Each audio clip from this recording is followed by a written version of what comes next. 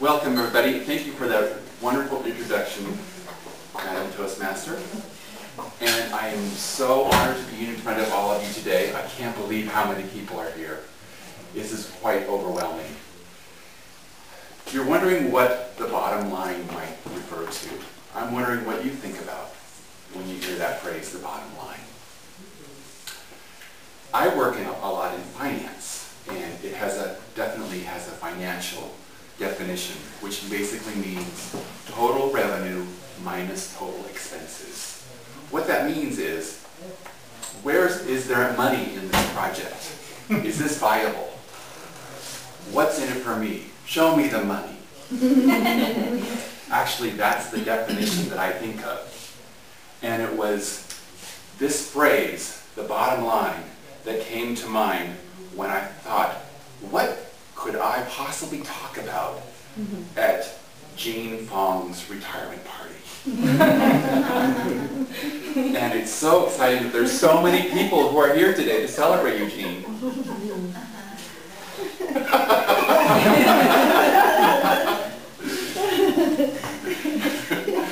And so ironic you get to be my evaluator. Ooh, careful what you say. Yes, as I will prove, you need to be careful. I've been a member of UC Oracle's Toastmasters for over 5 years now. And I remember how nervous I was when I first got here. And I was so grateful after I give a speech that I would get a call either later on that day or the next day from Jean. And she would just start singing my praises to no end. There would be a little constructive criticism in there somewhere about how I could improve, but then there would be a lot more of this praise. And I started to notice this phrase come in. It's like, bottom line, Jack, you did a great job. Bottom line, Jack, you just need a little bit of work on not using your notes so much, being more comfortable in front of the audience, but you're doing great. Bottom line, Jack, you're awesome. And I've heard that phrase off and on over these last 5 years many times.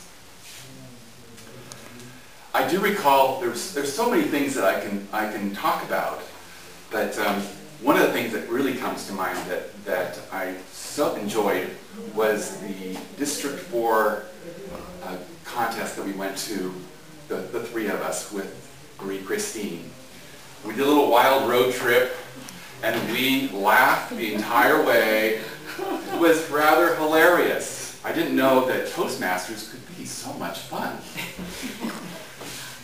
And I have Jean to thank for making it that way, in large part.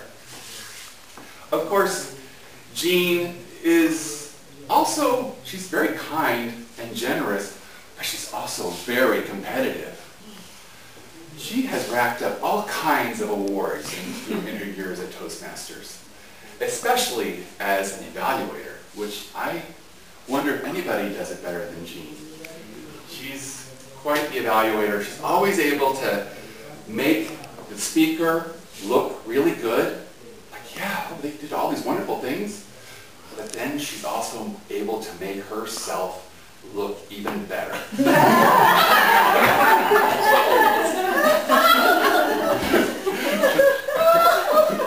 No wonder. I mean, the true secret of Toastmasters is that everybody's a winner. Everybody's doing well. And you could say that we're just competing with ourselves. And Jean has been definitely competing with herself a lot. She's become amazing. And sort of along those lines, when I was, that would have been 4 years ago, that I was actually giving my 10th speech to get my basic communicator award, my competent communicator award, as they call it now. And I was so excited to be giving my 10th speech. Unfortunately, Jean gave her speech after mine. And so I was busy trying to talk about my little running race, and Jean was there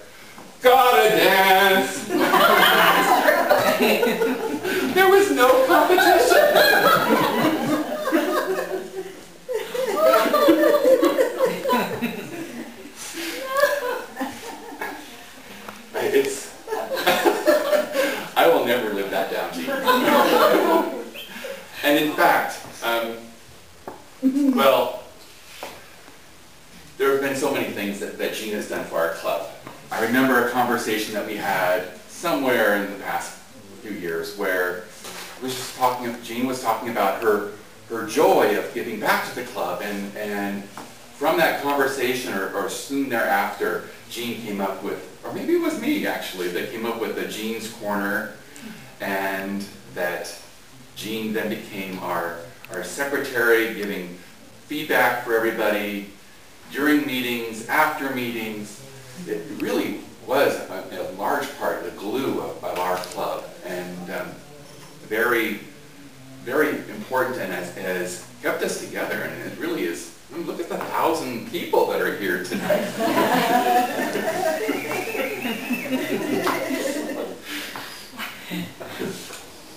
But I think I am not alone in recognizing all the contributions that Jean has given to our club. And I was just curious if anybody else here, maybe show of hands or applause for Jean and all that she has done for our club.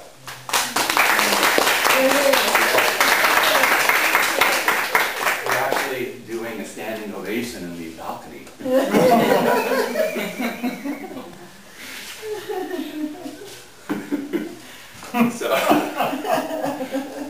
So I guess my time is actually doing okay. This is the problem with doing a longer speech, is that I thought I was going to have to really bottom line it. But apparently I am doing just fine. And I wanted to find a way that I could really sum all of this up. And it's not actually public speaking, but it's a variation of that. And I was inspired by Jean's "Gotta Dance." And I would like to share a Cole Porter classic that I really think sums up what I think about Jean.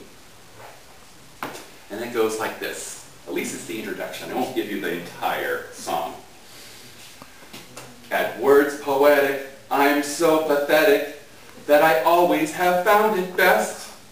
Instead of getting it off my chest, I let 'em rest unexpressed. I hate parading my serenading, 'cause I'll probably miss a bar. But if this ditty is not so pretty, at least it'll tell you how great you are. You're the top, you're the Coliseum, you're the top, you're the Louvre Museum, you're a melody from the symphony by Strauss, you're a Bendel bonnet, a Shakespeare sonnet, you're Mickey Mouse. You're the Nile, you're the Tower of Pisa, you're the smile on the Mona Lisa. I'm a worthless check, a total wreck, a flop. So baby, bottom line it, you're the top.